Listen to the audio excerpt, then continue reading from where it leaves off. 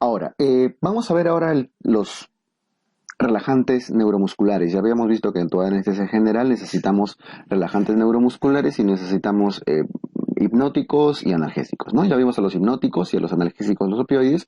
Nos falta la unión neuromuscular, los relajantes neuromusculares. Para eso debemos recordar un poquito sobre la unión neuromuscular. No es esta una clase de neurología precisamente, pero recordemos que para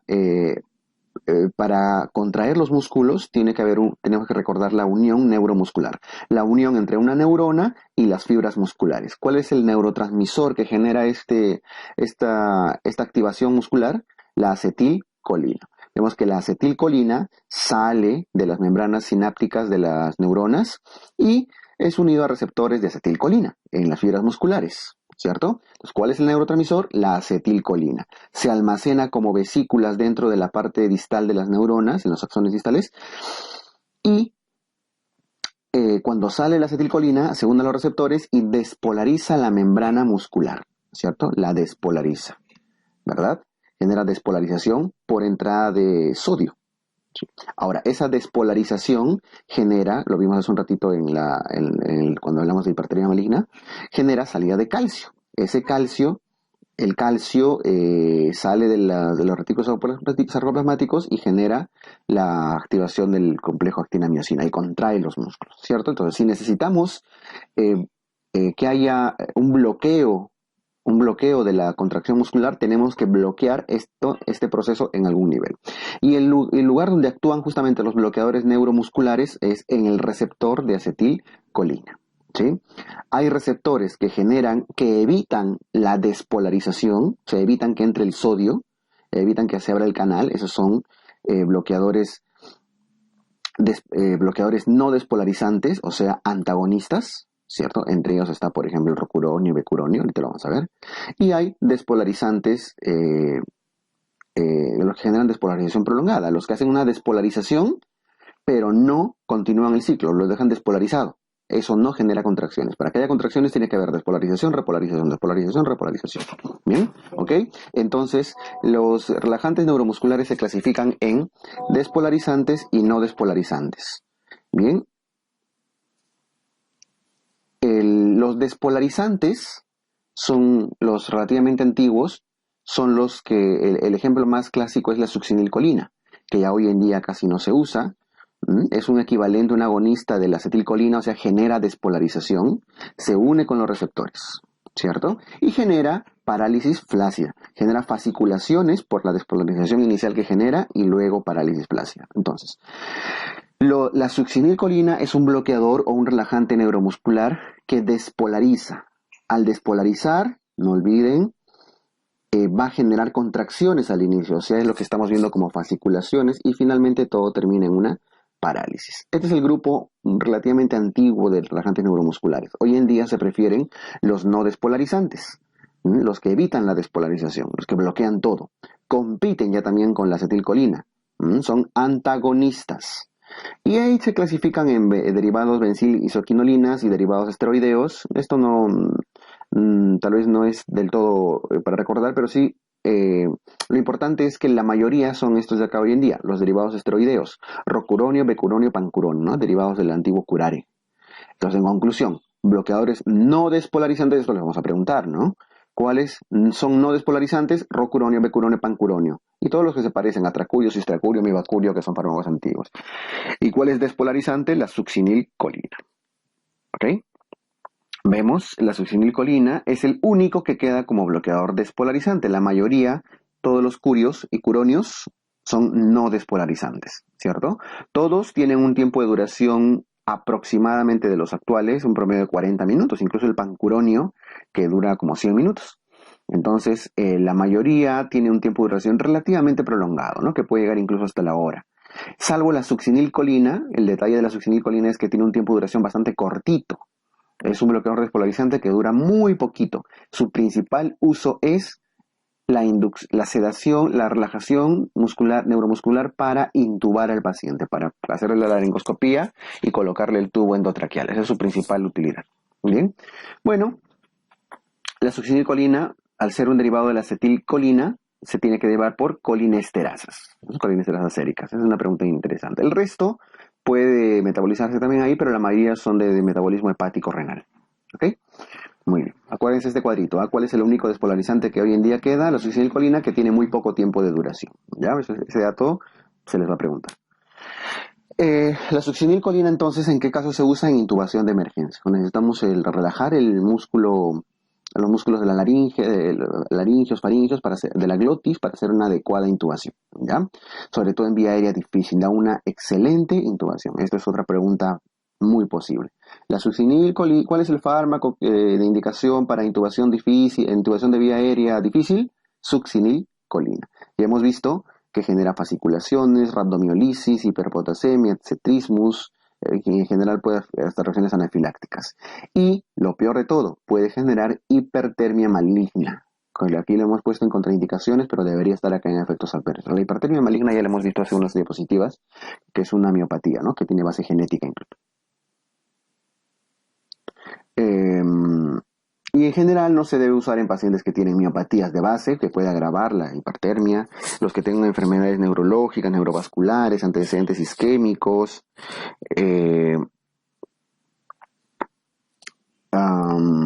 rhabdomiolisis, hiperpotasemia, grandes quemados gran quemados por el daño tisular al que están expuestos, por traumatizados, etcétera, ¿no? En pacientes que están con botulismo, tétano, o sea, tiene sus contraindicaciones. Pero en todo caso lo que deben acordarse es esto, su principal uso es la intubación de emergencia. Bien, en cambio el rocuronio y los derivados del curare hoy en día se usan también para la intubación, para el mantenimiento en cirugías más largas, porque como ven, tenían tiempo de duración mucho más largo, ¿no es cierto? En sus dosis, que tal, no es necesario que se lo memoricen, se eliminan por vía hepática renal o a través de la reacción de Hoffman. Nos interesa sobre todo los que tienen eliminación hepática renal, que son el rocuronio, becuronio, pancuronio, ¿no? Los actuales hoy en día. Efectos adversos: duele la zona donde están administrando, puede dar taquicardia, hipotensión, bloqueo residual, puede generar liberación de histamina y eso que puede generar reacciones anafilactoides. ¿Ok? Muy bien. Listo, eso respecto a los fármacos no despolarizantes.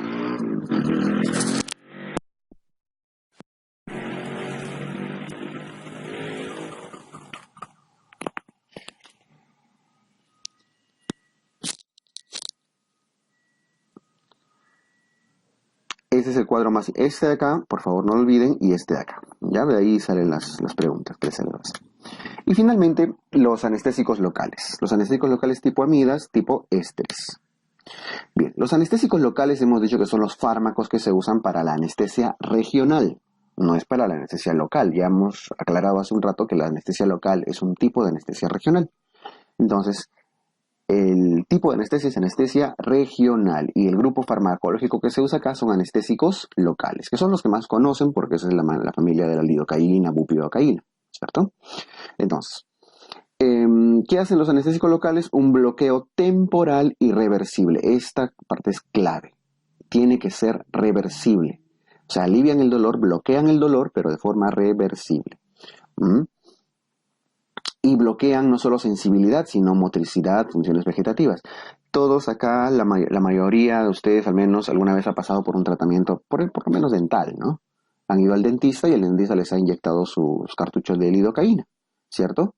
Entonces, primero empieza a adormecérseles la boca, ya dejan de sentir dolor, hacen su trabajo, la curación que les estén haciendo, incluso hasta les pueden sacar una muela, pueden dejar de sentir, no solo pierden sensibilidad al dolor, sino a la misma presión, porque al jalar la muela es otro tipo de sensación, ¿no? Por la presión que eso genera. Y finalmente llega un momento en que no pueden mover la lengua.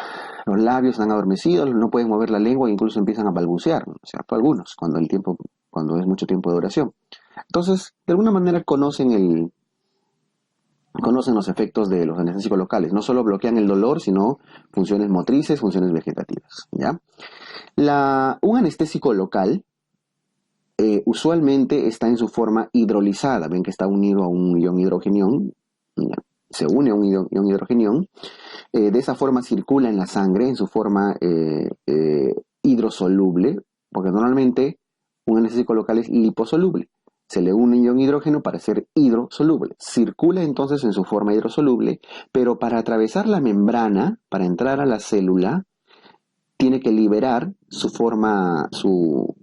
ion hidrógeno, o sea, entra en su forma liposoluble, que es como tienen que atravesar las membranas, ¿no? Y una vez que ha atravesado la membrana, otra vez se hidroliza. La forma activa de los anestésicos locales en su forma hidrolizada. ¿Y cuál es su función? Bloquear el canal, la entrada de sodio. Esa, por favor, ese es un concepto que toda su vida deben recordar. Los anestésicos locales bloquean los canales de sodio, ¿ya? Bloquean los canales de sodio.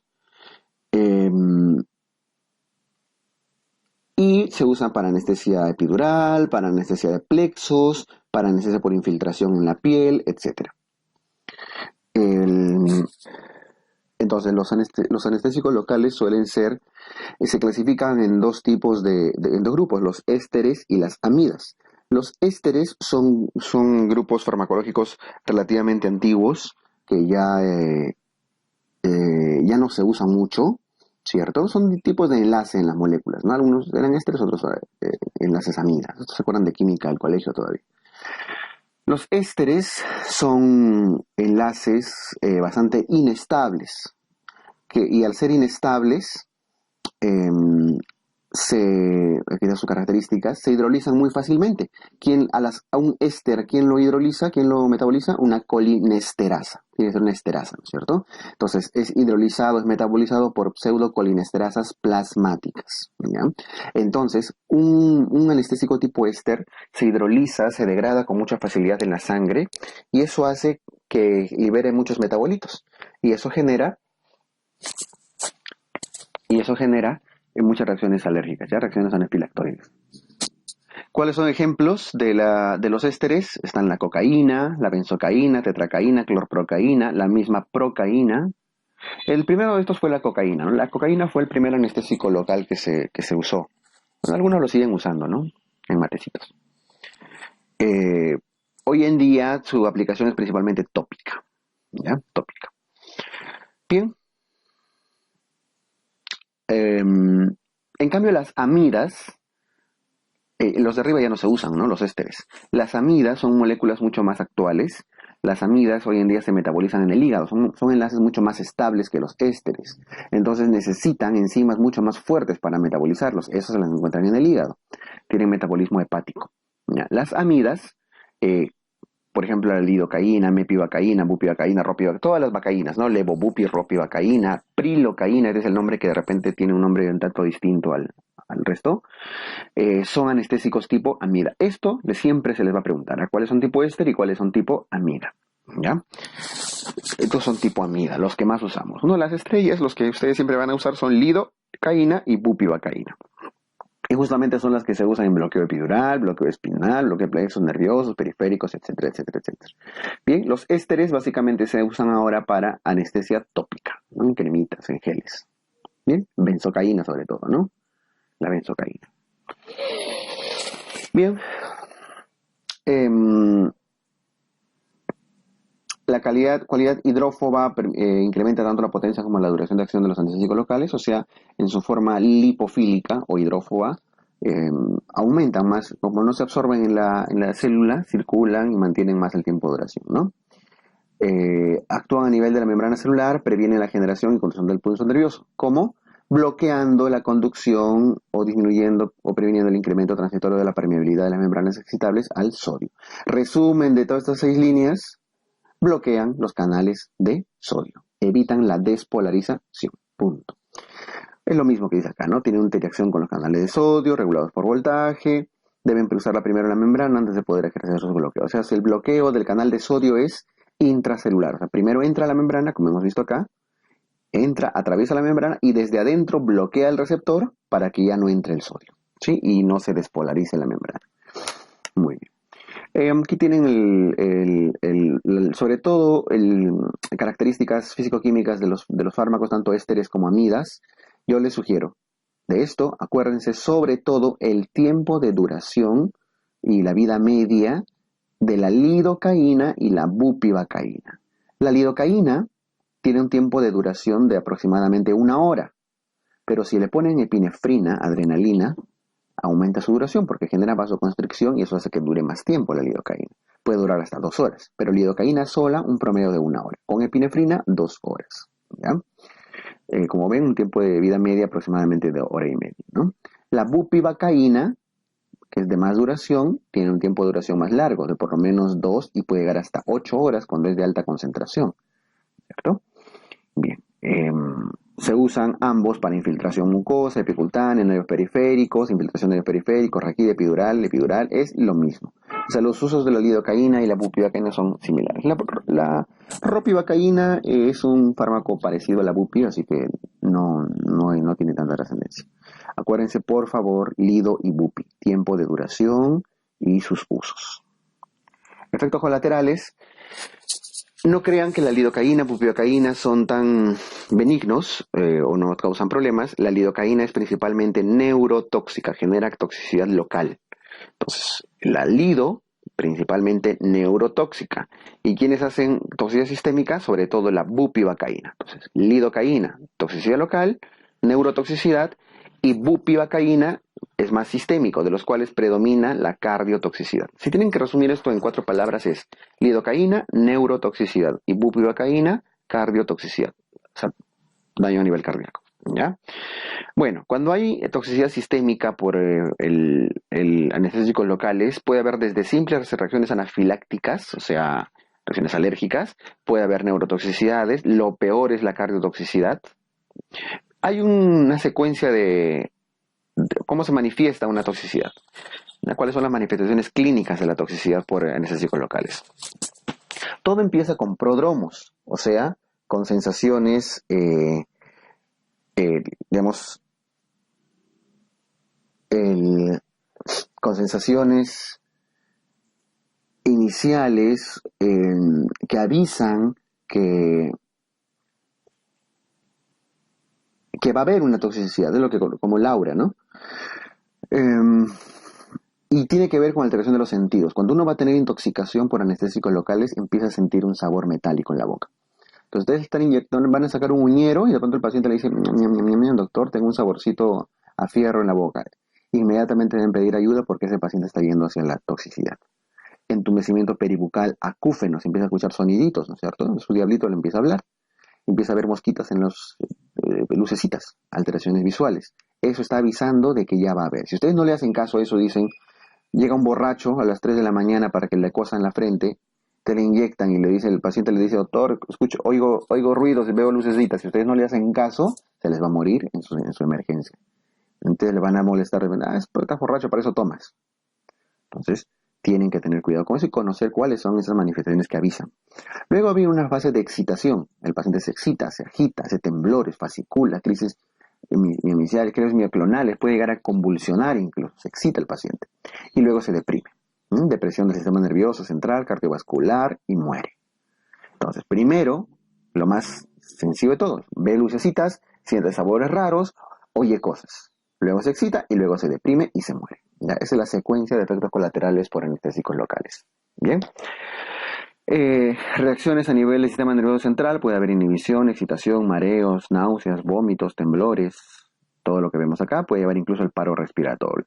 A nivel cardiovascular, cae la presión arterial, puede generar bradicardia, puede generar bloqueos auriculoventriculares, arritmias ventriculares, sobre todo con bupivacaína. Por eso decíamos que la bupivacaína es principalmente cardiotóxica, genera arritmias ventriculares y puede llevar al paro cardíaco. Entonces, hay paro respiratorio por daño nervioso y hay daño cardiovascular.